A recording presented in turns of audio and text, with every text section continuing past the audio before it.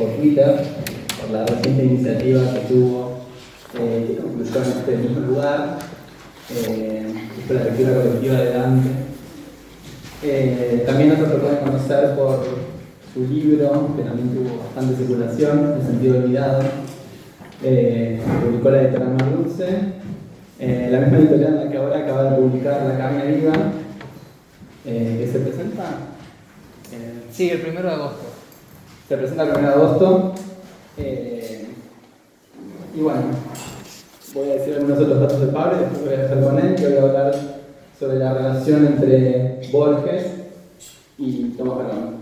En este lugar, que es ideal para la ocasión, porque en este lugar trabajó Borges, como quizás todos saben, durante 18 años. Pablo Moret, profesor de literatura en el North Central College de la ciudad de Chicago, doctor en literatura comparada por la Universidad de Carolina del Norte y becario en el Centro de Estudios del Renacimiento Italiano de Harvard, a donde vas a ir ahora, ¿no? A Florencia. Estudia las relaciones entre literatura, estética y filosofía de la naturaleza en el Renacimiento. Y como les dije antes, autor de estos dos libros, El sentido olvidado y La carne viva. Bueno, los dejo con él y después de que termine va a haber tiempo para algunas preguntas, así que tomen nota y sigan atentamente las hojitas.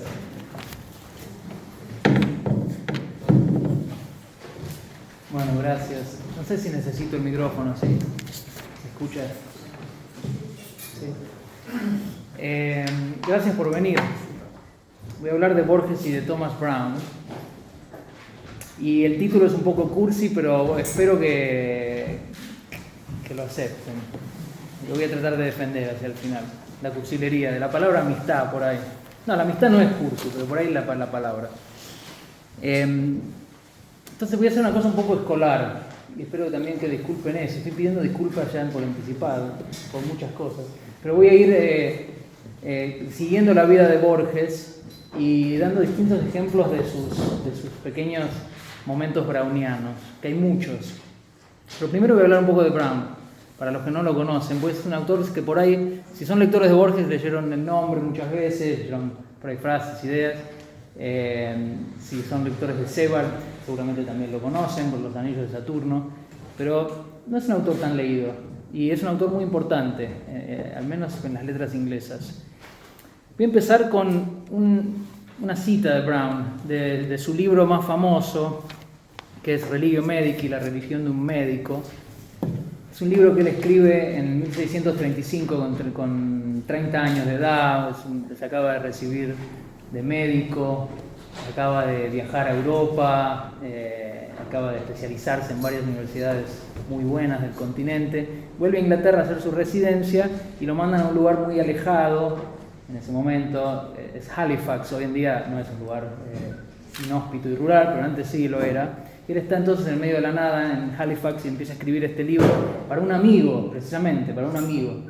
Es un libro que le escribe a un amigo, no tenía intención de publicarlo y es una especie de diario personal con reflexiones sobre su profesión. Se llama Religio Medici porque él trata de explicar qué significa ser médico y ser a la vez un hombre religioso. Y en qué sentido la medicina es una vocación religiosa. Para él la medicina es la continuación de la obra de Cristo en la tierra. La mano del médico es una continuación de la mano de Cristo, que es para Brown sobre todo un sanador. Entonces empieza a escribir este libro y quiero citar una frase de este libro como para que guíe todo lo que voy a decir. Dice ahí Brown: tal como si existiera la metempsicosis y el alma de un hombre pasara a otro, así las opiniones hallan, luego de ciertos lapsos de tiempo, mentes y hombres como aquellos que primero las engendraron. A mí me gusta esta frase porque, al menos en la crítica literaria, en los estudios literarios, todavía estamos muy prendados de la idea de influencia y de cómo ciertos autores influencian a otros. Y me gusta la idea de metempsicosis en vez de la idea de influencia. Me parece que en la idea de influencia hay algo de inadvertido, incluso de jerárquico, ¿no? Un autor que influencia al otro, casi como si fuera un contagio, sin que se dé cuenta. Y en esta idea de Brown, hay algo muy horizontal, es decir, hay una idea que de pronto desaparece en el tiempo y vuelve a aparecer en otra persona y está basado en afinidades, y esto me parece que le da más protagonismo a cada autor, su propia relación con los otros autores. Y bueno, esto también me hace pensar en el famoso ensayo de Borges sobre Kafka y sus precursores, ¿no? Como los autores también crean a sus precursores.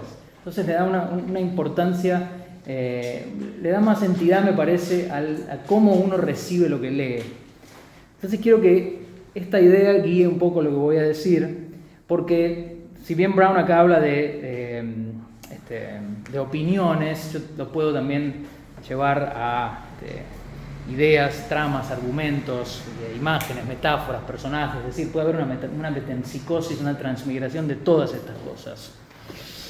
Y hoy voy a hablar de una serie de transmigraciones, muchas transmigraciones, de ideas, de imágenes, de obsesiones, de fijaciones, entre dos personas, entre Brown y Borges. Y también hacia el final, como les digo, voy a explicarles por qué me parece que se puede hablar de una amistad, si bien los separan casi 3 siglos a estos dos autores.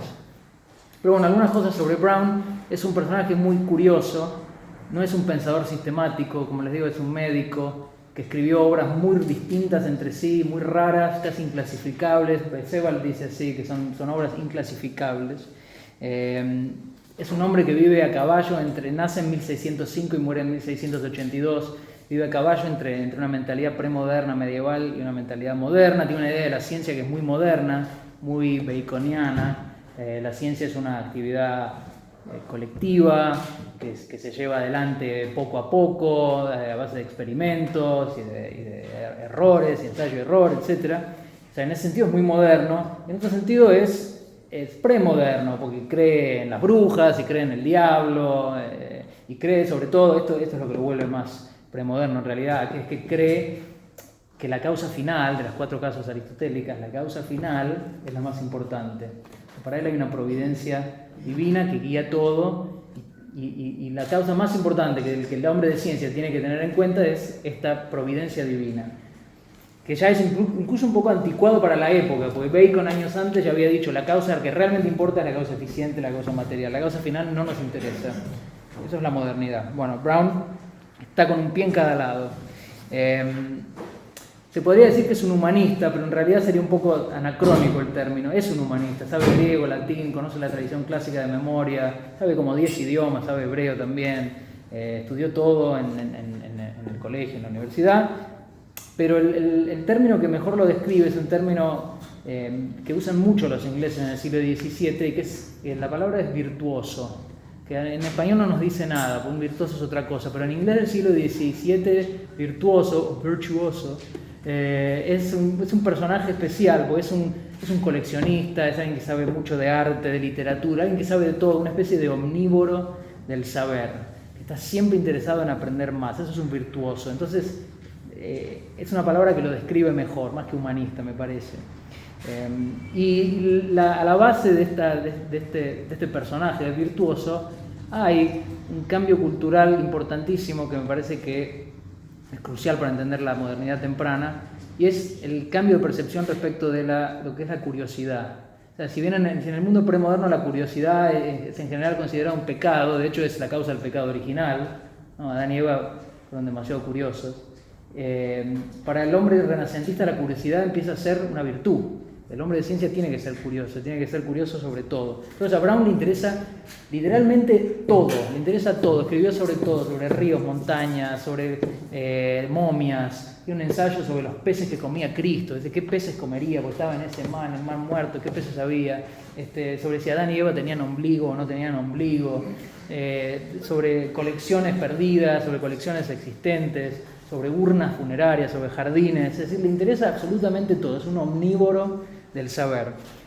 Les voy a comentar rápidamente cuáles son las obras que escribió. Ya les hablé de Religio Medici, que es la religión de un médico, que es la más famosa, es una especie de confesión, ensayo, reflexión.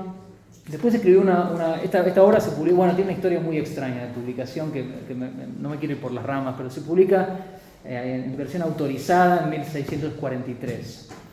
Después, en 1646, publica La pseudodoxia epidémica, que es una enciclopedia de errores vulgares. Es decir, cosas que la gente cree que están mal, que son erróneas y que Brown las va refutando una por una. Cosas también de toda índole. Ya voy a hablar un poco de eso porque a Borges le gusta mucho esta obra. Después, en 1658, publica 2 obras juntas. Se llaman Hidriotafia o El enterramiento en urnas y El jardín de Ciro. Esas 2 obras las publica juntas. Hidriotafia es una de las obras favoritas de Borges. Una trata sobre urnas funerarias que se encontraron en la estancia de un amigo por ahí donde vivía. Él vivía en Norwich. Y la otra trata sobre jardines. Pero bueno, las 2 terminan siendo ensayos sobre cuestiones totalmente metafísicas. Es decir, una empieza con urnas funerarias, es decir, está basada en la idea de la muerte y lo que hacemos con el cuerpo después de que morimos. Y la otra está centrada en los jardines, pero termina siendo una obra acerca de, básicamente, una especie de radiografía de la realidad. También voy a hablar de eso un poco más. Otra obra que, bueno, eso es todo lo que publica en su vida. Después deja escritos que publican sus hijos y empiezan a aparecer. Uno se llama La moral cristiana, que es una serie de máximas morales. Deja muchas cartas, deja muchos escritos misceláneos y deja un texto fascinante, que es probablemente su único texto de ficción, aunque es un texto muy raro, pero es de ficción, que se llama Museum Clausum, o Museo Cerrado, que es un catálogo de un museo inexistente. Ya están entendiendo por qué a Borges le gustaba tanto esto, pero bueno. Entonces, como les digo, es un autor muy extraño y a lo largo de su vida él era médico, entonces tenía su práctica, era el médico del pueblo y a la vez escribía todas estas obras. Acuñó un montón de términos que les va a impresionar porque del inglés los acuña en inglés y del inglés pasan al español y los usamos todo el tiempo, como electricidad, electricity, es un término browniano. Carnívoro es un término browniano, es el primero que lo usa. Literario, literary, es el primero que usa este término. Computadora, no se refiere obviamente pero sí. Cilíndrico, alucinación, hallucination también lo acuñó él. Después algunos que no usamos mucho. Por ejemplo, retromingent, retromingidor, que se refiere a los animales que orinan hacia atrás, como la comadreja, no sé. Bueno, ese quedó medio...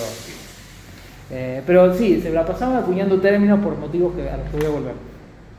Es un pensador asistemático, entonces no le interesa demasiado llegar al fondo de una cuestión, tira temas, pasa a otro tema, es digresivo. No le interesa demasiado las teorías, no es un filósofo, es un pensador que se le ocurren ideas y bueno. Roberto Calasso escribió un libro muy lindo sobre Thomas Brown que se llama Los jeroglíficos de Sir Thomas Brown y ahí él define la obra browniana en su totalidad como una compleja figura próxima a deshacerse, un mosaico cuyas piezas están a punto de ser desperdigadas.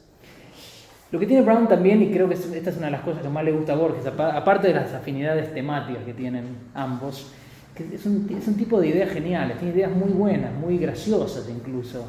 Por ejemplo, sobre la muerte dice que ante la muerte no siente miedo sino vergüenza. Es decir, le da vergüenza la transformación de cuerpo vivo a cuerpo muerto, porque de pronto uno es un cadáver, de pronto uno está vivo y la gente lo quiere y lo abraza y qué sé yo, y los animales le tienen miedo, y de pronto está muerto y los animales te pierden el respeto, y los perros te mordisquean, y los pájaros te picotean, y a la gente le parece asqueroso. Entonces le da vergüenza a la muerte, dice, no miedo. Después habla del sexo y dice que le parece la actividad más banal y más grotesca del ser humano. Y dice, ojalá nos reproduciéramos como los árboles. Cuando habla de la vida ultraterrena, en el enterramiento en urnas, dice 2 personas hablando sobre qué pasa después de la muerte, es como 2 embriones, tema candente, no me voy a meter en eso, como 2 embriones hablando sobre el mundo al que van a nacer, es decir, no sabemos nada. Bueno, eso es Brown, y vive en una época muy compleja en Inglaterra, porque vive la guerra civil, está en la guerra de los 30 años en Europa, hay mucha enemistad terrible, o sea, nosotros creemos que sabemos lo que es una grieta, no tenemos ni idea de lo que es una grieta. La guerra civil inglesa destruye familias, destruye ciudades, y ahí van los anticuarios como él, tratando de hacer catálogos de todo lo que se destruyó en la guerra. Entonces para él hay un concepto que es muy importante, que es el concepto de civility, que se podría traducir por ahí como urbanidad, que es la cualidad de ser civilizado. Es decir, él dice, yo nunca me voy a enemistar con alguien por una diferencia de opiniones, por una diferencia política y religiosa. Él es anglicano, y deja muy claro que es anglicano, no es católico. Y sin embargo dice, cuando estuve en Europa y vi procesiones de la Virgen, me saqué el sombrero, mostré respeto, si bien No estoy de acuerdo en que haya que mostrar imágenes de la Virgen, lo respeto porque me remite a Dios en última instancia. Dice, mis amigos ingleses, estamos en Italia, y ellos se burlaban, se reían, en fin. Entonces para él es muy importante la civility, y se entiende, ¿no? Vive esta guerra, vive esta división religiosa muy violenta, y le parece que, bueno, ahora les voy a leer un pasaje muy, muy interesante sobre lo que opina de la mentalidad de masa, porque es una de las pocas cosas que critica. Nunca critica nada, pero eso sí lo critica. Después de la muerte de Brown, su obra queda medio olvidada en el siglo XVIII, el siglo XIX la rescata. El siglo XVIII le parece demasiado barroca, demasiado enrevesada, difícil, usa mucho latinismos, Brown. En el siglo XIX se lo rescata, y los poetas románticos son muy amantes de la obra de Brown, Coleridge, Keats, y lo empiezan a enaltecer como el gran estilista en lengua inglesa. Incluso Walter Pater, el maestro de Oscar Wilde, dice que con Brown cambia la lengua inglesa, porque hasta ahí era algo libre, explosivo, y después de Brown se empieza a transformar en lo que es hoy, dice Pater, que es literalmente una aceitada máquina de estilo y destreza, consciente de sí misma y obsesionada con la corrección, que es lo que es el inglés ahora, ¿no? Y en Brown él ve como una explosión que precede a este momento de sistematización de la lengua correcta. Bueno, pero entonces queda en la historia, y hoy en día incluso mucha gente en Inglaterra, en Estados Unidos, si escucha a Brown, lo que piensa es un gran estilista, un gran escritor. Bueno, ahora pasamos a Borges. ¿Cómo es la historia de Borges y Brown? Y como les dije, voy a ir década por década. Les voy a dar distintos ejemplos de cada década de la vida de Borges. Bueno, obviamente no de la primera, aunque puede ser. Bueno, no de la primera, no, 1899, ahí no leyó a Brown, tenía un año. Pero después, muy pronto, no sabemos tampoco a ciencia cierta cuándo fue lo que lo leyó exactamente, o al menos yo no lo sé. Pero se cree que es en España que él conoce la obra de Brown, o sea, alrededor de 1919. Ahí lo lee por primera vez.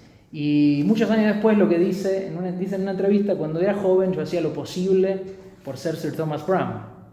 Hacía lo posible por escribir latín en español. O sea, algo similar a Brown, lo que hizo Brown en inglés, lo que hizo Quevedo, dice él, y Saavedra Fajardo en español. En la década del 20, en 1925, publica Inquisiciones, un libro el cual abjuró toda su vida, nunca quiso que se incluyese en las obras completas. Ahora se volvió a publicar, hace relativamente poco, me parece, ¿no? Es un libro, bueno, al que a él le daba mucha vergüenza. Recuerda, muchos años después, un ensayo bastante malo sobre Sir Thomas Browne, que acaso haya sido el primero escrito sobre él en español, o sea que se critica, pero después dice, pero fue el primero. Y sí, la verdad que yo no diría que es malo. O sea, es un poco blasfemo hablar mal de Borges acá, como tenía su oficina ahí, pero les voy a leer algunas cosas. Por ahí leyeron este ensayo de Sir Thomas Browne, de Inquisiciones. Yo lo describiría con palabras de Borges mismo, digamos, para paliar un poco la blasfemia de hablar mal de él. Algo que dice sobre la procesión de carrozas y santos en el canto 29 del Purgatorio de Dante, dice que es de una complicada fealdad. Y es un poco eso. Déjenme leerle un par de ejemplos. Por ejemplo, el ensayo empieza así: toda hermosura es una fiesta y su intención es generosidad. Los requiebros y cumplimientos fueron sin duda en su principio formas de gratitud y confesión del privilegio con que nos honra el espectáculo de una mujer hermosa. Y después dice, yo he sentido el regalo de belleza en la labor de Thomas Browne y quiero desquitarme voceando glorias de su pluma. Bueno, es feo, pero obviamente es Borges y el artículo después de eso está lleno de genialidades. Entonces les voy a decir algunas de las cosas geniales que ve Borges jovencísimo, 26 años, sin bibliografía probablemente, por ahí había leído el ensayo de Pater, pero digamos, con un acercamiento directo a la obra de Browne, ve cosas muy, muy interesantes. La primera dice, en Browne se adunan el místico y el literato. Esto no es una obviedad, de hecho muy poca gente se detiene en el misticismo de Browne, poca gente lo ve como místico. Uno de sus primeros lectores, un médico francés, farmacéutico, contemporáneo de él, que se llama Guy Patin, lo señaló. Pero no es una idea común sobre Browne, que es un místico, y sin embargo lo es. pero a la vez un literato. Esto por ahí es una idea más común, que los románticos ingleses ya lo consideraban un literato, si bien no escribía ficción. Pero me parece que a Borges le interesa mucho esta combinación de místico y estilista, místico y literato. Porque, bueno, ustedes saben que él está interesadísimo en la mística, y un místico estilista es una rara avis en realidad. El padre del misticismo occidental, que es Plotino, escribe horrible, dicho por él mismo, etc. Escribe feo. Es decir, que el místico está siempre luchando con cómo hablar de algo inefable, entonces choca con el idioma, en general es idioma arduo. Bueno, Brown es especial, porque es místico y es literato. Eso por un lado. Por otro lado, y esto sí es muy genial, que dice, sobre los latinismos, porque esa es una de las cosas que más le critican a Brown. Usa mucho latinismo, es muy oscuro, es muy enrevesado, no se entiende nada. Y Borges dice, no, eso es no entender nada, Brown. Él dice, es conjetura mía que la frecuente latinidad de su tiempo no fue un mero halago sonoro ni una artimaña para ampliar el discurso, sino un ahínco de universalidad y claridad. Es decir, Borges se da cuenta de que los latinismos no son para oscurecer el texto, todo lo contrario. De hecho, y tiene razón, o sea, el latín es una lengua que hablaban todos, era la lengua en que se leía en las universidades. Cuando Brown mete una palabra en latinizada o en latín, lo que está queriendo es que realmente se entienda lo que está diciendo. Es decir, que a nosotros nos parece barroco, pero en realidad lo que él quería era que se le entendiera. Esto es una intuición genial. En tercer lugar, él alaba, le gusta mucho lo que llama la serenidad benigna de Brown, esta civility de la que les hablaba.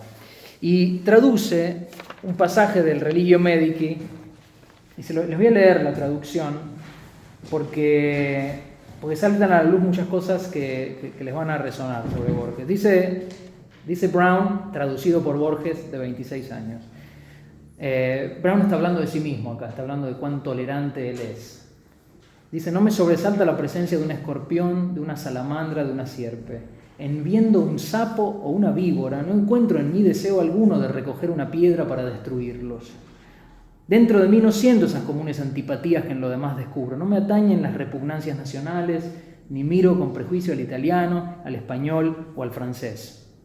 Todos los sitios, todos los ambientes me ofrecen una patria. Estoy en Inglaterra, en cualquier lugar y bajo cualquier meridiano. En suma, a nada soy adverso y mi conciencia me desmentiría si yo afirmase que odio absolutamente a ser alguno, salvo al demonio. Si entre los comunes objetos de... Yo creo que les di este texto, ¿no? Sí. Si entre los comunes objetos de odio hay tal vez uno que condeno y desprecio, es aquel adversario de la razón, la religión y la virtud, el vulgo. Numerosa pieza de monstruosidad, que separados parecen hombres y las criaturas razonables de Dios, y confundidos forman una sola y gran bestia y una monstruosidad más prodigiosa que la hidra. Por ahí se acuerdan, no lo pude incluir, pero por ahí se acuerdan de un dibujo que hizo Borges, de una hidra, y las cabezas son todos políticos que supieron mover a las masas. O sea que esta idea, no sé, bueno, por ahí... Pero me parece que es muy significativo que él haya traducido ese texto. Es el único texto de Religio Medici que traduce en el ensayo. Es decir, la idea de que el hombre en masa es un monstruo. El individuo no, la masa sí. Bueno, ese es el joven Borges, 1925. La década del 30, Borges publica Discusión, 1932. Y Discusión tiene un ensayo que se llama La supersticiosa ética del lector, donde vuelve a aparecer Brown. Acá Borges se despacha contra lo que él llama los inquisidores del estilo. Esos lectores que han perdido toda inocencia y leen como críticos y basan sus juicios de valor en una especie de tablita de lo que está bien y lo que está mal. El adjetivo ante el sustantivo está bien o después está mal, la literación está bien o está mal. Y bueno, entonces... Dice Borges, no les interesa la eficacia del mecanismo, sino la disposición de sus partes. Para él es una manera muy snob, muy banal de leer. Y dice después, esta vanidad del estilo se ahueca en otra más patética vanidad, que es la vanidad de la perfección. La idea, para él, por antonomasia, el abanderado de esta vanidad de la perfección es Flaubert. La idea de que una obra perfecta es un monumento que va a durar para siempre. Y bueno, Borges llama esto en el ensayo, lo define con una cita de Brown. Dice, esto es una falacia en perduración. Esto es una cita del enterramiento en urnas. El enterramiento en urnas es este ensayo sobre unas urnas funerarias que un amigo de Brown encontró y Brown las describe primero, entonces parece primero un tratado de anticuario y después se pone a hablar de prácticas funerarias, los pueblos que creman y los pueblos que entierran, y después termina en una especie de gran disquisición metafísica sobre el olvido y la vanidad de los hombres que quieren permanecer, quieren que sus nombres permanezcan y construyen pirámides y construyen mausoleos, etc. Y Brown menciona esta falacia en perduración. ¿Por qué es una falacia? Porque, dice Brown, y después se hace eco de esto Borges, por más que uno se esmere en hacer una pirámide lo más grande que sea, no importa, desde la perspectiva del tiempo en total no es nada. Dice que las pirámides son pilares de hielo, se van a derretir, es lo mismo. Lo que sí quedan son nombres. Entonces él dice el nombre de Héctor, cuyos huesos no sabemos a dónde están, el héroe de Troya, va a durar mucho más que el nombre de Carlos V, que sabemos que está enterrado en el Escorial. Este es el ejemplo de Brown, ¿no? Es decir, que no importa, por más dinero que uno gaste en querer ser recordado, si no dejó algo realmente genuino, no va a ser recordado. Incluso gente que dejó cosas genuinas no es recordada. Pero bueno, para Borges, Urn Burial, el enterramiento en urnas, es una obra muy importante. Él la eleva al nivel de Hamlet. Dice que nunca fue superado en ninguna lengua por la nobleza de su música. Le parece lo máximo.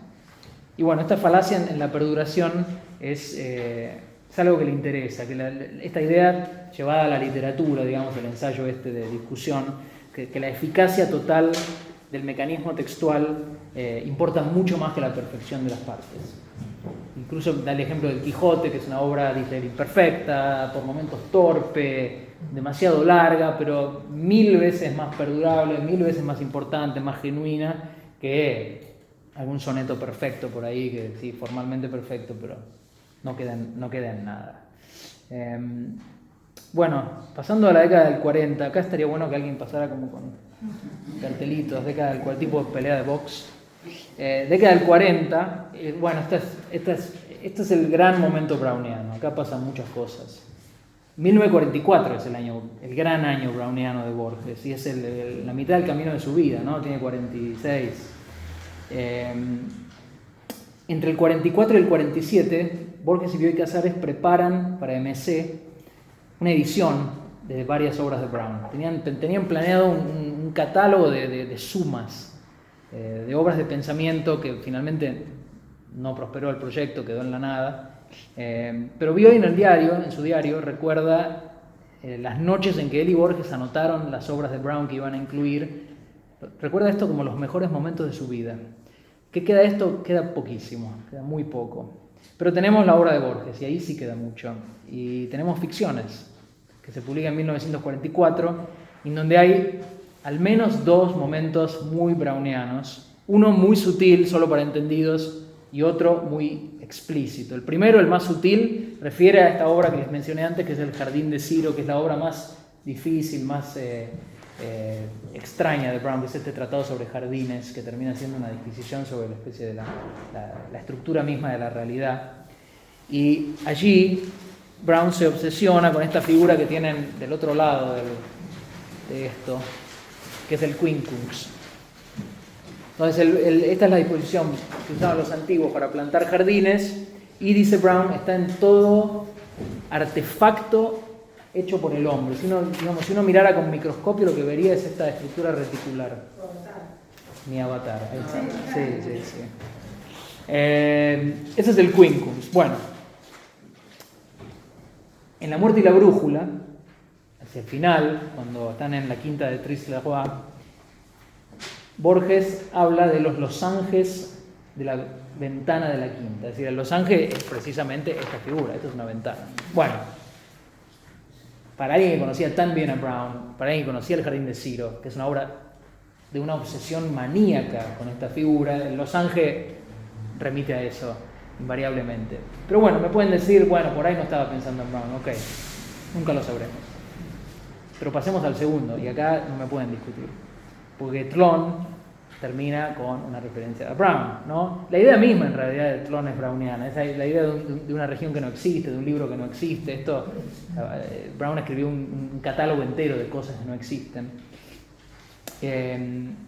Una tierra aparte inventada por estos virtuosos del siglo XVII, contemporáneos de Brown, son los que inventan este planeta. Y bueno, y el cuento no por nada termina con esta referencia a Brown, pero no es lo mismo, digamos. ¿Se acuerdan el final del cuento? El narrador dice: el mundo se va a convertir en Tron, van a desaparecer todos los idiomas, entonces yo me voy a refugiar, me voy a aislar y me voy a poner a traducir el enterramiento en urnas en estilo quevediano, ¿no? Es decir, no solo el inglés al español, sino el español antiguo del siglo XVII. Entonces, ante este futuro igualador, homogeneizante, el narrador propone un escape a un pasado de la variedad infinita. Esto que propone Brown en su obra. Este mundo del anticuario, del coleccionista, un mundo variado frente al mundo homogeneizante de Tlön. Bueno, 1944, además, es el año donde se publica la traducción del enterramiento en urnas. No es en estilo quevediano, como dice el cuento, pero se publica en enero, en la revista Sur, número 111, la traducción del capítulo 5 del enterramiento en urnas por Borges y Bioy Casares. Traducen juntos y hay un pasaje muy lindo que podemos leer, lo tienen acá, para que vean un poco, primero que no es en estilo quevediano, como dice en el cuento, y después para que escuchen un poco la voz de Brown cantada por Borges y Bioy. ¿Desde qué canción cantaban las sirenas o qué nombre Aquiles tomó cuando se ocultó entre las mujeres? Son interrogaciones arduas, pero que no superan la conjetura. Quizá pueda indagarse en qué tiempo las personas de estos osarios ingresaron en las famosas naciones de los muertos para reposar con príncipes y consejeros. Pero ¿quiénes eran los propietarios de estos huesos o qué cuerpos componían estas cenizas? Son preguntas más allá de la arqueología, no elucidables por el hombre. Si para conservar sus nombres se hubieran precavido tanto como para conservar sus reliquias, no erraran tan groseramente en el arte de la perpetuación. Pero sobrevivir en huesos y ser tan solo piramidalmente perpetuo es una falacia de duración. Esta es la frase que había citado en los años 30. Vanas cenizas que en el olvido de los hombres, personas, tiempos y sexos han encontrado en ellas mismas una estéril continuación y que resurgen para una tardía posteridad como emblemas de vanidades mortales, antídotos contra la vanagloria, el orgullo y la furia de los vicios. Bueno, hay una historia muy divertida sobre esta traducción de Brown, que surge en realidad por un francés que no había hecho su tarea muy bien y que publica un artículo, se llama Patrick Morier, publica un artículo donde dice: hay un pasaje de la traducción de Borges y Bioy Casares que no está en el enterramiento en urnas. Esto es cierto, hay un pasaje interpolado. Entonces, Patrick Morier dice: lo inventaron. Borges y Bioy imitaron a Brown, inventaron un pasaje y es genial, es perfecto, lo imitaron de manera perfecta. Javier Marías se sube a este tren y dice: sí, Borges inventó un pasaje browniano, es un genio. Javier Marías está en Oxford, Borges va a Oxford a dar una charla y Javier Marías le pregunta: ¿usted inventó ese pasaje? Y Borges le dice: ¿pero cómo se le ocurre? ¿Pero cómo me voy a atrever a tratar de escribir como Thomas Brown, que escribió la mejor prosa jamás escrita? De hecho, muchas veces Borges dijo: no volví a escribir sobre Brown porque me intimida, es demasiado bueno y escribí esa porquería cuando era joven. Bueno, Marías dice: Borges me mintió porque estábamos en Inglaterra. Si hubiéramos estado en España me hubiera dicho: sí, lo inventé yo. Pero no. Después se contacta con Bioy Casares le dice: pero no, ¿cómo vamos a inventar eso? Cuestión que no lo inventaron, el pasaje es de Brown, pero es de un manuscrito. En una edición crítica de la obra que tenía Bioy Casares había una nota ahí con pasajes que quedaron afuera de las obras de Brown, pero escritos por él, y Borges y Bioy les parece que queda bien y queda bien. Y lo meten ahí, o sea que sí intervienen en el texto, pero a través de Brown. Bueno, nada, esa es una parte, ¿no? Siguiendo en la década del 40, llegamos a La Aleph, 1949. Y acá hay otra obra de Brown que aparece en dos oportunidades. Esta obra se llama, bueno, se le da el nombre de Carta a un amigo. Es una carta. Hay muchas cartas de Brown, pero esta es la más larga, tiene casi forma de ensayo. Y hay dos ideas en Carta a un amigo que aparecen en el Aleph. Perdón, sí, en el Aleph, no en el cuento, sino en el libro. Una aparece en el Zahir y otra en el Aleph. La primera es... esta es una idea increíble. Yo nunca la había encontrado en otro lado, la encontré ahí y me parece que Borges se refiere a esto. Dice Brown en la carta le está consolando a su amigo porque se le murió un amigo. Entonces le dice que él lo atendía a este hombre, era su médico, el hombre que murió.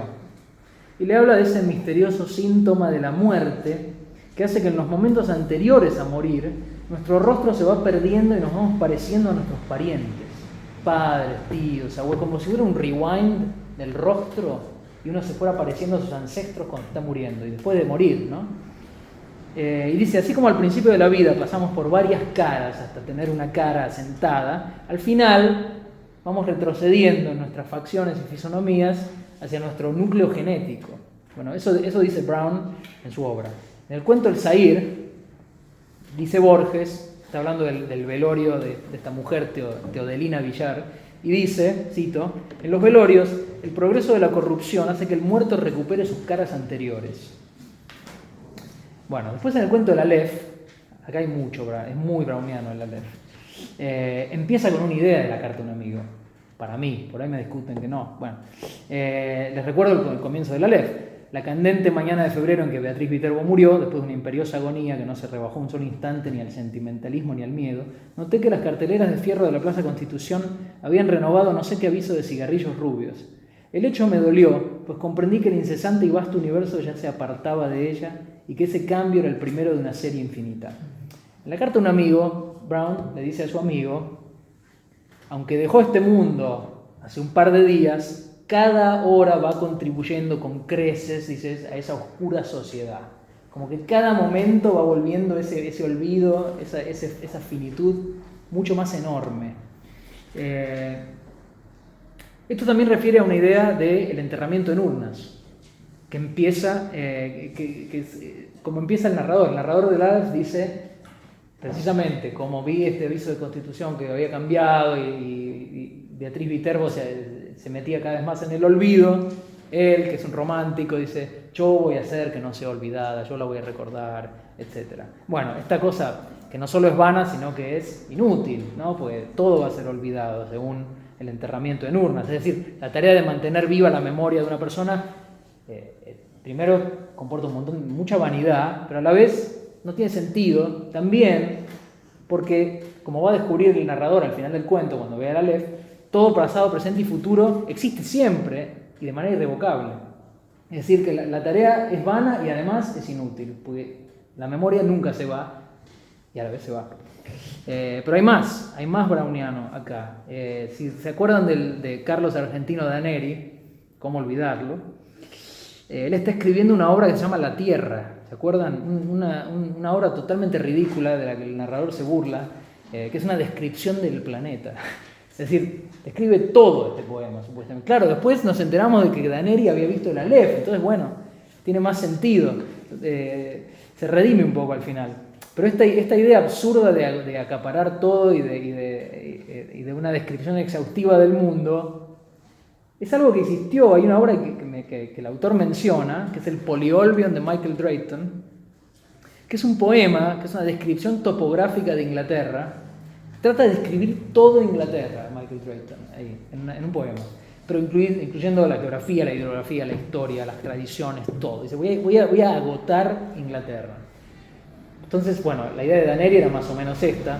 Para el narrador, para Borges, para Brown, esta es una idea infantil, inútil, y frente a este afán maníaco de agotar el universo, Borges adopta la actitud browniana en el cuento, ¿no? La actitud del anticuario. Nos da varios ejemplos de lo que ve en el Aleph, una cosa muy curada, sin ninguna aspiración a la exhaustividad.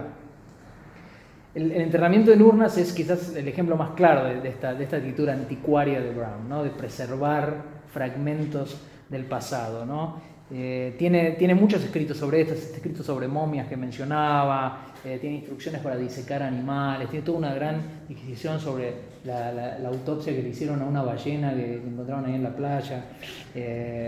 Bueno, pero esta cosa de preservar, sin afán de exhaustividad, me parece que es la idea de fondo en el Aleph. Digamos que todo está ahí existiendo siempre, pero tratar de agotarlo es absurdo, ¿no? Y esto me lleva también nuevamente al quincunx, ¿no? El quincunx es esta figura que existe, arrancando desde cómo se plantan los jardines. Brown la empieza a encontrar en la naturaleza, en el arte, en todo lo que existe, esta continuidad de rombos, el plano de la ciudad, la formación de los ejércitos, la piel humana, la piel de los animales, la disposición de los planetas. Empieza a ver esta disposición en absolutamente todo. Pero lo interesante también es que el quincunx para Brown es lo que demuestra que hay una continuidad directa entre el artificio y la naturaleza. Es decir, la manera en que Dios crea el mundo y la manera en que el hombre crea las cosas es la misma, es quincunxial, dice él. Entonces, en realidad, creo que de fondo esta idea, Brown no lo dice así, pero para mí de fondo acá hay dos ideas. Por un lado, la necesidad del ser humano de entender, de ordenar el conocimiento, de que sea práctico, de que sea accesible, la percepción en general, de que sea simétrico incluso, previsible. Esas serían las líneas, ¿no? Ese es nuestro intento de ordenar. Pero hay un trasfondo ahí, digamos, las redes no agotan todo, vemos lo que está detrás. Y eso es todo lo que nunca vamos a lograr entender, nunca vamos a lograr agotar, digamos, el gran misterio, ¿no? O sea, a través de los agujeros que nos muestran el orden que queremos poner a la hora de conocer, está todo el más allá. De alguna manera la descripción del Aleph es un poco eso, son algunas cosas que él ve, obviamente no puede describir todo, porque está viendo todo lo que pasó, todo lo que es, todo lo que no es. Entonces el Aleph es como lanzar una especie de red quincunxial a la realidad, que nos hace agarrar algunas cosas, pero no todas, y a la vez nos da conciencia de que hay muchísimo que no vemos y que nunca vamos a ver.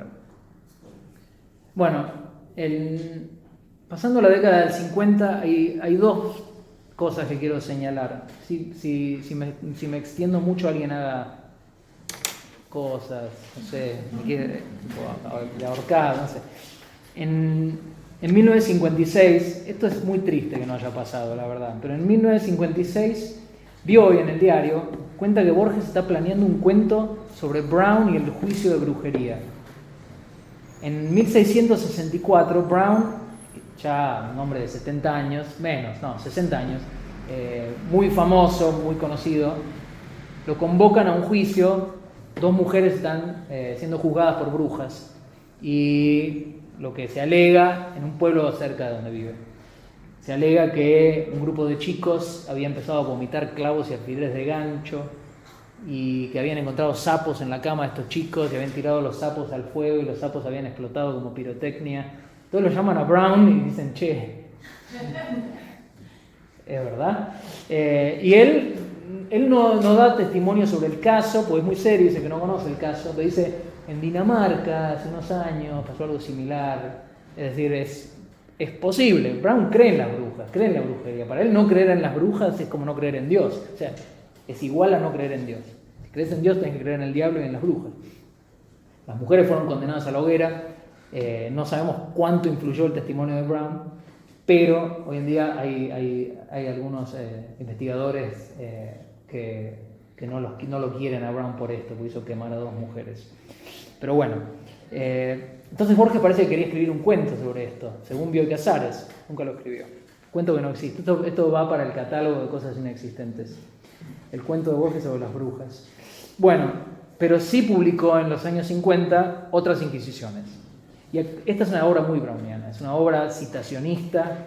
Si recuerdan, es una obra de los ensayos de otras inquisiciones, son cita tras cita, tras cita, tras cita, que es algo que en realidad emula de manera muy cercana un género típico en el Renacimiento, que es lo que se llama el commonplace book. Eran libros que se componían de citas de otros libros, es decir, la gente leía tanto que iba leyendo y anotando citas en ningún orden aparente, y estos eran libros de citas.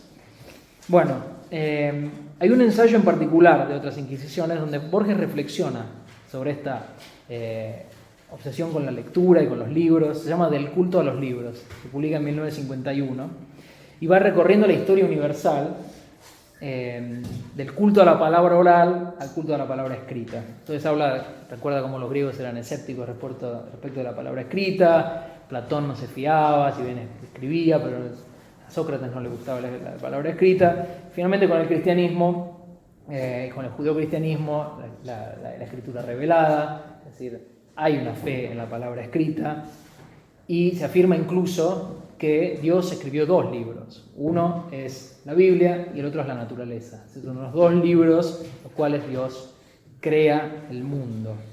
El ensayo de Borges termina con esta cita, con una cita de Brown, que refiere precisamente a estos 2 libros, una cita de Religio Medici, donde Brown confiesa ser lector empedernido de ambos libros.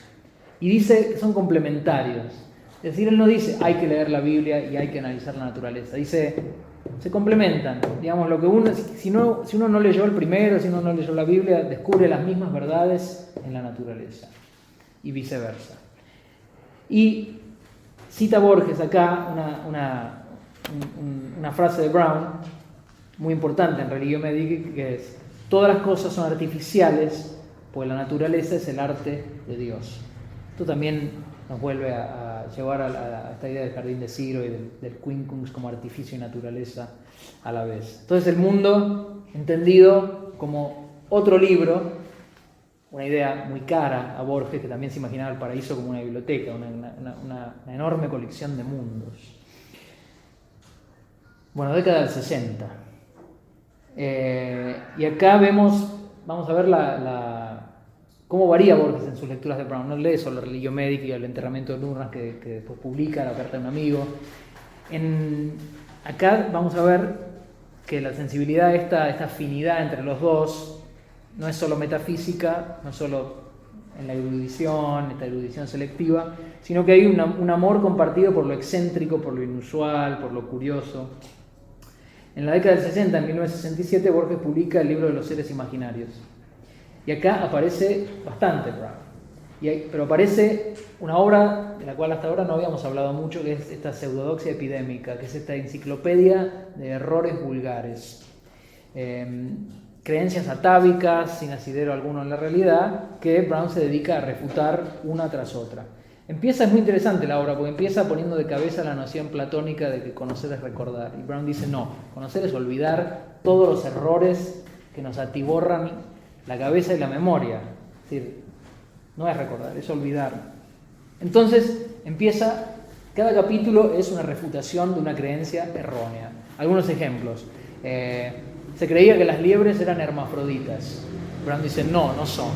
Bueno, da sus estudios, sus disecciones de liebres, da ejemplos de la antigüedad, etc. Se creía que los judíos tenían mal olor naturalmente. Y Brown dice, no, yo estuve en Padua, en Venecia, fui al gueto judío, estuve con judíos, no tienen mal olor naturalmente, tienen mal olor porque están sucios como todo el mundo. Se creía que la piel negra era un castigo divino, y Brown dice, no es un castigo. Otra cosa interesante, es uno de los primeros en alzar su voz en contra de la esclavitud, que estaba un negocio incipiente en ese momento, a él le parece un horror.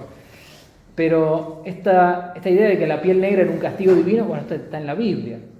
Y Brown dice, no es un castigo divino, y tampoco es porque la gente negra está mucho al sol, eso también es erróneo. Dice, no habla de genes, obviamente, porque sería anacrónico, pero para él va por ahí, es algo que viene de padre a hijo. Bueno, esto es bastante revolucionario para la época. Otros ejemplos graciosos, se creía que una gota de sangre de cabra podía quebrar un diamante. Se creía que Adán y Eva no tenían ombligo, que tenían ombligo. Y entre las muchas cosas de las cuales se ocupa de animales mitológicos, imaginarios. Uno es la anfisbena, que era una supuesta serpiente de 2 cabezas, que muchos autores medievales y clásicos mencionan. Y es uno de los animales que aparece en el libro de los seres imaginarios de Borges, la anfisbena. Bueno, Lo que para Brown, hombre de ciencia, es un error, para Borges es un ser imaginario. Sin embargo, Borges respeta el espíritu refutatorio de Brown, es decir, cuando lo cita en sus refutaciones.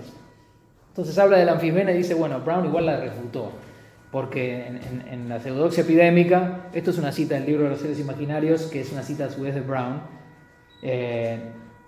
Brown observó que no hay animal sin abajo, arriba, adelante, atrás, izquierda y derecha, y negó que pudiera existir la anfisbena en la que ambas extremidades son anteriores. Es decir, la refutación de la anfisbena es lógica, es decir, no puede ser, porque los animales tienen que tener arriba y abajo, etc.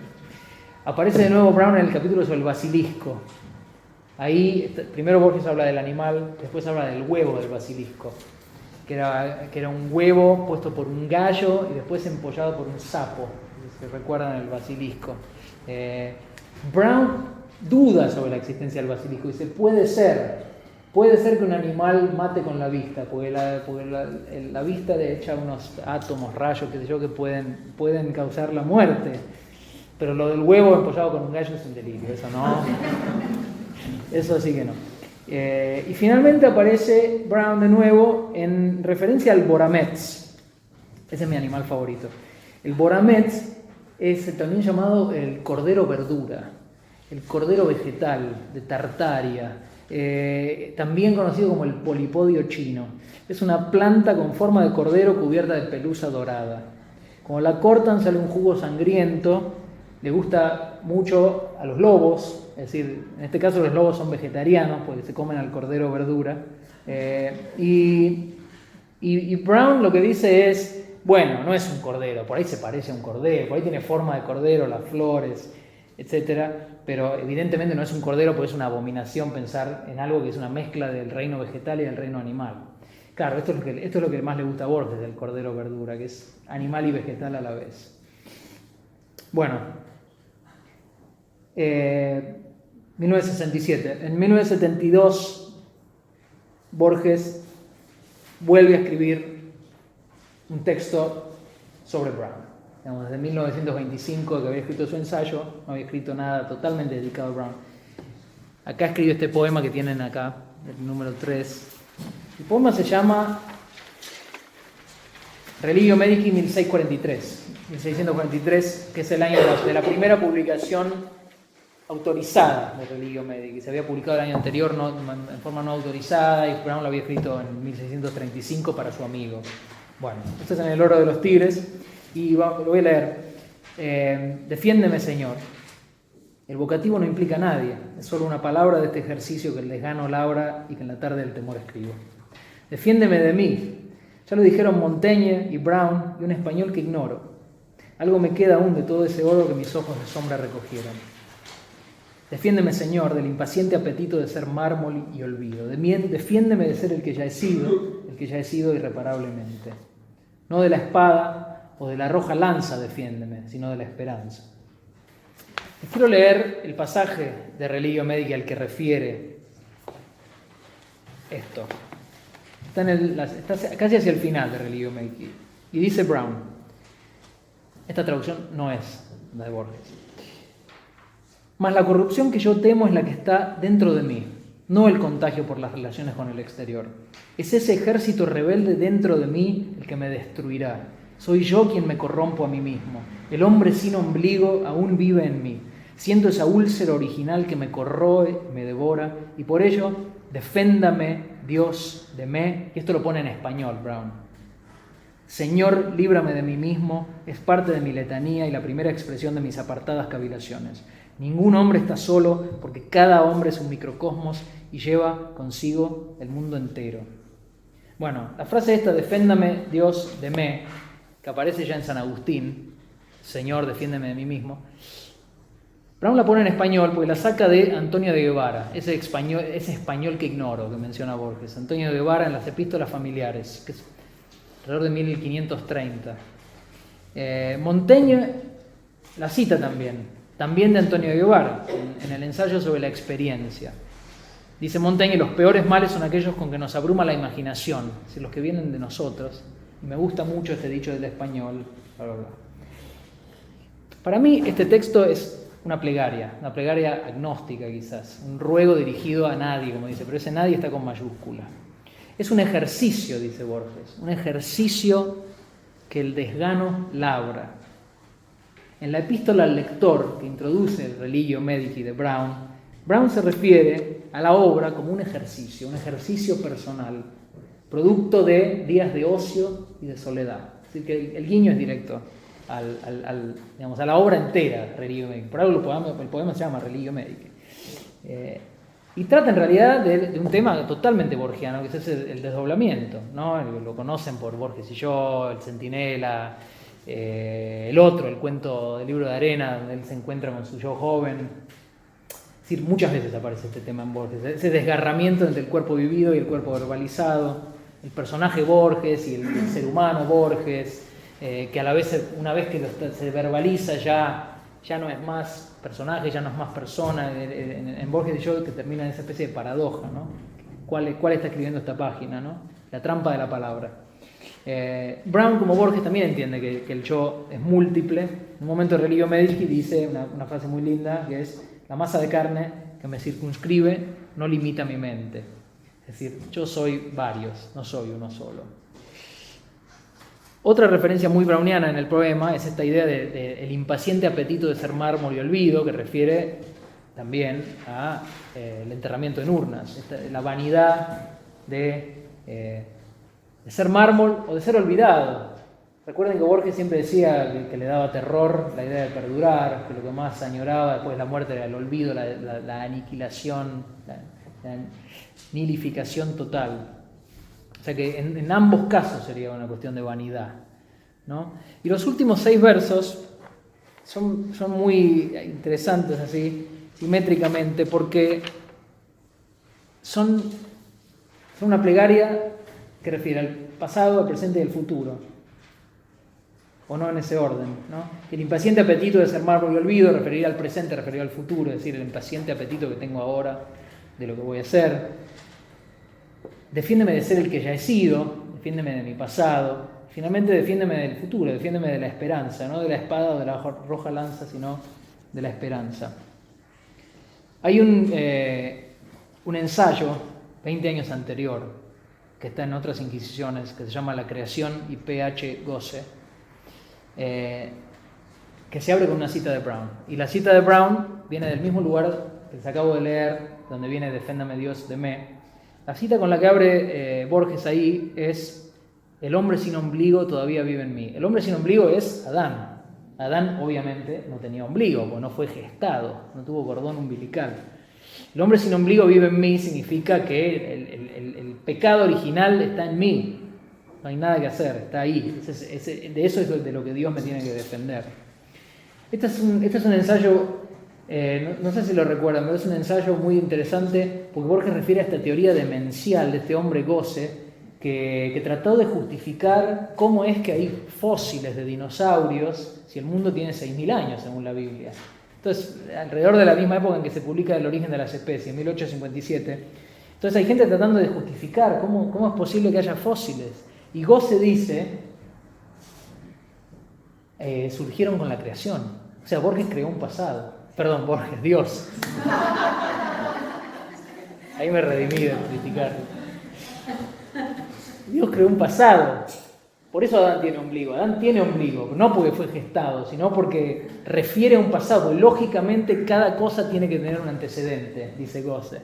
Entonces, todo tiene que tener un pasado, lógicamente, aunque haya habido creación. La creación, ahí Borges la describe, según Gosse, como una especie de interrupción en la línea del tiempo. Es decir, el tiempo venía así, de pronto pasó la creación. Para Borges lo que prueba la tesis esta loca de Gosse es que el mundo es eterno, que no hubo comienzo temporal, que la creación a partir de la nada es un absurdo, porque siempre a cada momento le precede un momento anterior, ¿no? Pero entonces, volviendo al poema me parece que es una plegaria que es una especie de confesión. Es como si, así como Brown escribió su Religio Medici, este poema pareciera ser una especie de Religio Borges, o como sea el genitivo de Borges.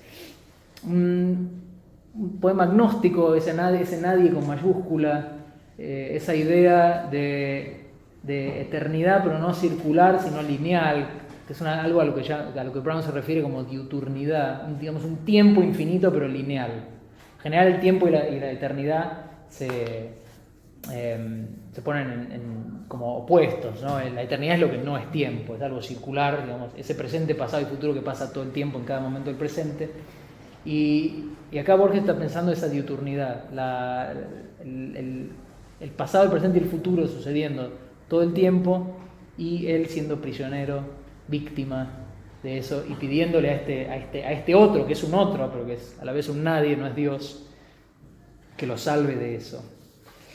Bueno, voy a terminar la década del 80, pues después ya no hay más décadas, pues se muere. En una entrevista en 1983 dice Borges que cuando era joven, esta es una entrevista que da en inglés, y dice Borges que cuando era joven trataba de imitar a Brown like a sedulous ape, como un mono diligente. Genial la frase, lamentablemente no es de Borges. Borges la saca de Stevenson, que la había usado también para referirse a su amor por Brown. Stevenson también trataba de imitar a Brown como un mono diligente. Acá, el de la obra que voy a hablar es del Museum Clauson, que es este catálogo de objetos imaginarios. Y les voy a leer algunos de los objetos que menciona Brown. Tiene 5 páginas esto. Y se divide en libros raros o inexistentes, pinturas, dibujos raros o inexistentes y objetos. Entonces, por ejemplo, menciona, entre otras cosas, un poema de Ovidio, escrito en lengua gética durante su exilio en Tomos. Se encontró envuelto en cera en Savaria, en la frontera de Hungría, donde hay tradición de que murió regresando a Roma desde Tomos, bien tras ser perdonado por Augusto, bien tras morir este. O un fragmento de Piteas, el antiguo viajero de Marsella, fragmento que sospechamos es espurio, donde en la descripción de las regiones septentrionales hallamos el pasaje de Piteas mencionado por Estrabón, que dice que todo el aire más allá de Tule es denso, condensado y helado, y tiene exactamente el mismo aspecto que los animales llamados pulmones marinos. O un comentario de Dioscórides sobre Hipócrates, que Amato Lufitano se procuró en Constantinopla y dejó en manos de un judío de Ragusa. Entre las pinturas que menciona, unas grandes pinturas submarinas que trazan bien el fondo del mar Mediterráneo, la pradera marina de la costa de Provenza, la pesca de coral, la recogida de esponjas, las montañas, valles y desiertos, las chimeneas subterráneas y paseos del fondo de dicho mar, junto con un vivaz dibujo de Colapesce, o el famoso nadador siciliano sumergiéndose en los abismos y rocas quebradas cerca de Caribdis para recuperar la copa de oro que Federico, rey de Sicilia, había arrojado deliberadamente al mar, o un elefante andando por la cuerda floja con un enano negro sobre el lomo, o algunas obras que trazan singulares crueldades en torturas, el escafismo de los persas, el tronchamiento en vivo de los turcos, el ahorcamiento que se usaba como diversión en los banquetes de los tracios. Y entre los objetos, antigüedades de diversas clases, menciona algunas cruces de marfil y cobre antiguas, encontradas con muchas otras en China, que se piensa fueron traídas y dejadas ahí por los soldados griegos que sirvieron bajo Tamerlán en su expedición y conquista de aquel país. O un noble cuandros, piedra sacada de la cabeza de un buitre. O una momia tolosana, la cabeza y cuerpo completos del padre Crispino, quemado hace muchos años en la cripta de los Cordeleros en Toulouse, etcétera, etcétera. Bueno, ya entienden por qué a Borges le encantaba esto, ¿no? Me parece que no hay que ni siquiera subrayarlo. Pero hay un poema muy lindo de Los Conjurados, que se publica en 1985. El poema se llama La Trama, y lo tienen acá, es el número 4, y es una especie de Museum Clauson a su manera, ¿no?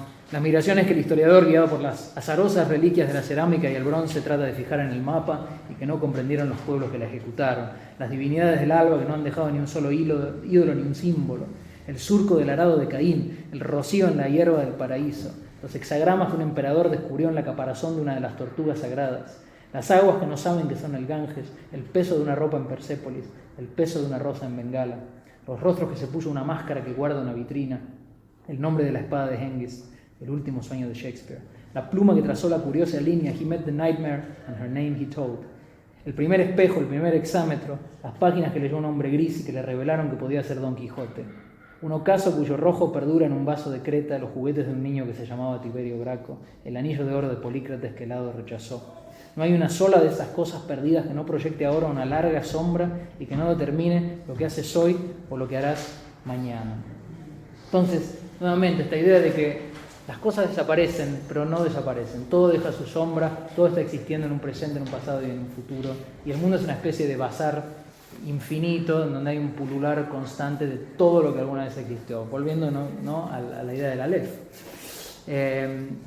Entonces, pensando en el ensayo de Kafka y sus precursores, otra vez, que mencioné al principio, donde Borges dice que cada autor inventa a sus precursores o crea a sus precursores, creo que se puede decir algo similar sobre el Brown de Borges. Y en especial cuando uno lee al Sebald, que es un gran lector de ambos, ahí ya lee a un Brown pasado por Borges, en el primer capítulo de Los Anillos de Saturno.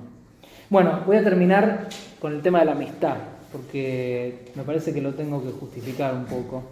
Si bien creo que está claro que hay muchas afinidades entre ambos autores, les voy a ahora subrayar algunas cuestiones que tienen que ver con cómo entendían ambos la amistad. Bueno, en una entrevista uno o 2 años antes de morir, no me acuerdo ahora, dice Borges que la amistad no necesita frecuencia, mientras que el amor sí. Dice que la amistad puede prescindir de la confidencia, el amor no. Es decir, en muchos textos borgianos seguramente recuerdan la amistad, es un gran protagonista.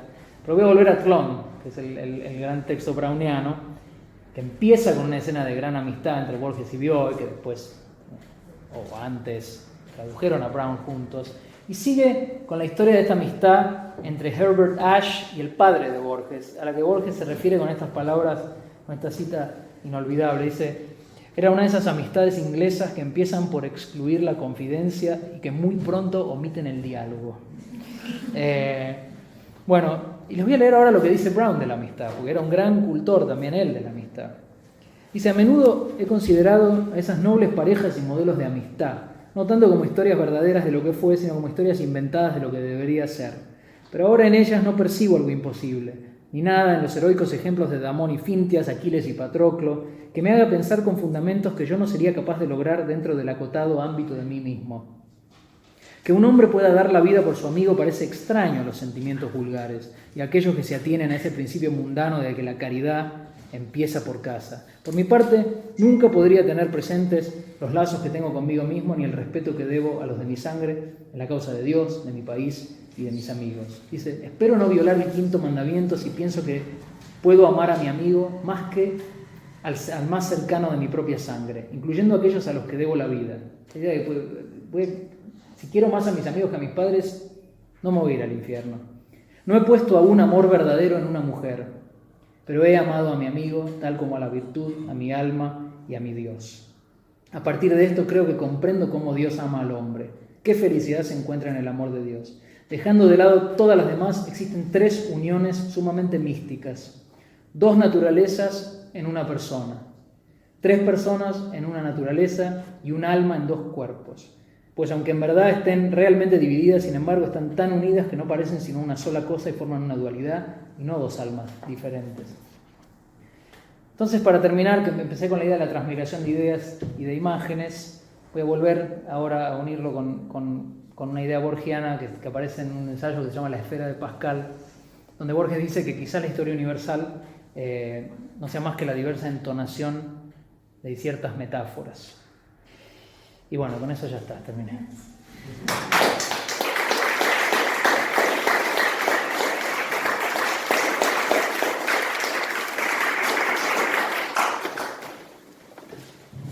Muchas gracias, Pablo.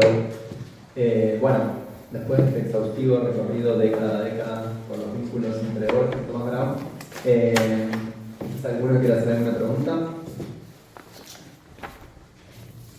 o comentario? Se quieren ir, ya me fui. ¿Vos te querés ir? No, se quieren ir porque fue larguísimo, ¿no? Una. Ok. Sí, fue conmovedor ver cómo en el 1600, donde las nacionalidades se están edificando, se están construyendo, Brown pensaba en contra de los nacionalismos, en contra de las ideas, época donde las ideas, sobre todo las vinculadas con la fe, eran muy duro de sortear. Eso impacta. Y me hace pensar que los clásicos, a su vez, también tienen su metempsicosis, ¿no? Porque uno, por Synecdoche dice clásico a lo que vimos en Grecia, o lo que leímos de los latinos, ubi bene y vi patria, donde me siento bien, está mi patria, ¿no? Y cómo el pensamiento de Brown trasciende eso que yo lo consideraba universal. Gracias, Pablo. Sí, es cierto. Demócrito dice, el mundo entero es la patria de una mente poderosa. Estoy en Inglaterra en todos lados, dice Brown. Sí. Terrible. ¿Hay un otro comentario? Si me permitís, Pablo. En la geometría, vamos a ver que nadie habla. En la geometría también me llamó, del Quincunx me llamó la atención porque puedes llegar a dibujar el meandro griego. ¿Vos decís el Quincunx? Sí. Sí. No sé qué es el meandro griego. Es la guarda griega. Ah, La guarda griega, donde los griegos también consideraban que estaba roto.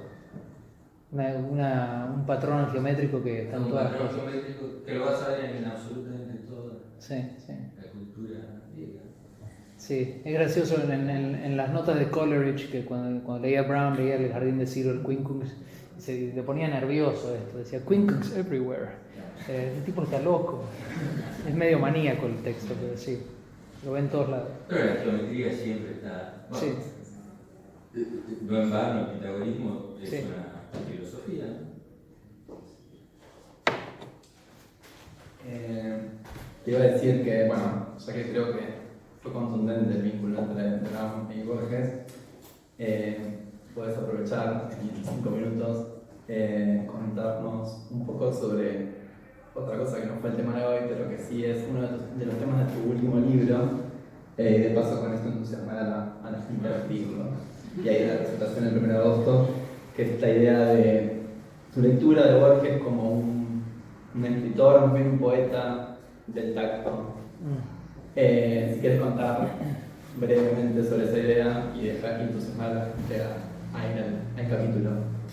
Sí, el libro que salió ahora se llama La carne viva y tiene un ensayo sobre Borges que se centra un poco en el Borges táctil. En algunos poemas en especial, el poema Sábado, el poema Las Cosas, el texto sobre el hotel de Reykjavik, en los cuales Borges evoca momentos de roces con libros, con muebles, con gatos. Y bueno, yo no soy un estudioso de la obra de Borges, la verdad, soy un lector de Borges, pero y la verdad que tampoco sé, y la idea de estos ensayos no es ser exhaustivo a nivel bibliográfico, no sé si es un tema que se ha trabajado mucho, pero bueno, hay muchos Borges que se han trabajado mucho, el Borges metafísico, el Borges de los laberintos, el Borges y el tango, los caudillos, qué sé yo. Me parece que el Borges táctil, si bien no es que nadie pensó en esto, era algo un poco dejado de lado, y me parece importante, porque aparte me parece que es una faceta de Borges que lo pinta de cuerpo entero, porque en cierto sentido él, a medida que van pasando los años, y sobre todo después de la ceguera completa, empieza a pensar la tarea del poeta como una tarea de, y esto también me lleva de nuevo a Brown, ¿no? Como todo lo que vio, varias veces evoca esto, todo lo que vio en su vida lo conserva ahí en uno de los poemas, en un poema que se llama Las Cosas, dice que tiene como 2 barras de hierro que apenas aguantan el caudal de cosas que tiene adentro y que vio, que ya no ve, y sobre las que va a hablar y sobre las que va a escribir. Y se da una cosa que para mí me parece muy física, muy de encarnación de los textos y de las palabras, como que va dando a luz a este mundo que vio y que ahora empieza a aparecer en los poemas. Y muchas veces lo pinta así. Entonces, el ensayo es un poco sobre Borges, entendido como una especie de rey Midas literario, que todo lo que toca se convierte en literatura. Todo lo que le pasa, en un momento dice, te pasan muchas cosas en la vida, pero de alguna manera o de otra siempre supe que mi destino era transformarlas en literatura. Y esto no es simplemente en palabras, es en algo que es real, que tiene cierta entidad. Esto también es perdón, estoy desvariando. Es un poco el tema del libro, el tema de la creación literaria como forma de encarnación. Bueno, si no hay más comentarios, entonces. Quería hacer un comentario. No soy especialista en nada. Quería conocerte por esto que te comenté antes de haber participado en Twitter en Medina Comedia y en Quijote. Soy lectora, tengo el título y más. Y cuando mencionaste estas descripciones casi cartográficas de la situación del museo, hay una poeta joven, Mariana López, que publicó un libro que se llama Museo, en una de esas editoriales que no sé si es Maldulce o Iván Rosado, no sé cuál es, que tiene que ver con el trabajo de La Plata, del Museo Arqueológico y Antropológico de La Plata, bueno, Museo de Ciencias Naturales. María López. Mariana López. Mariana López. Acaba de salir, que ya estoy muy asustada porque dice que mira. pero es norwegiano, es loco, tiene cosas de nogones, digo para... Interesante. Bueno, gracias por el dato. Bueno, entonces vuelvo a agradecerte, Pablo, y les pido un fuerte aplauso para...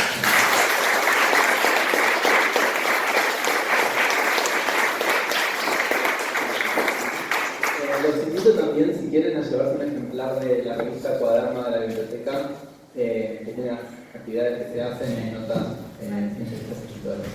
Bueno, muchas gracias por venir.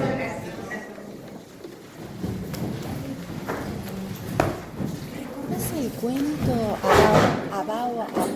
Abau Akun de Ciudades Imaginarias? No. ¿Eh?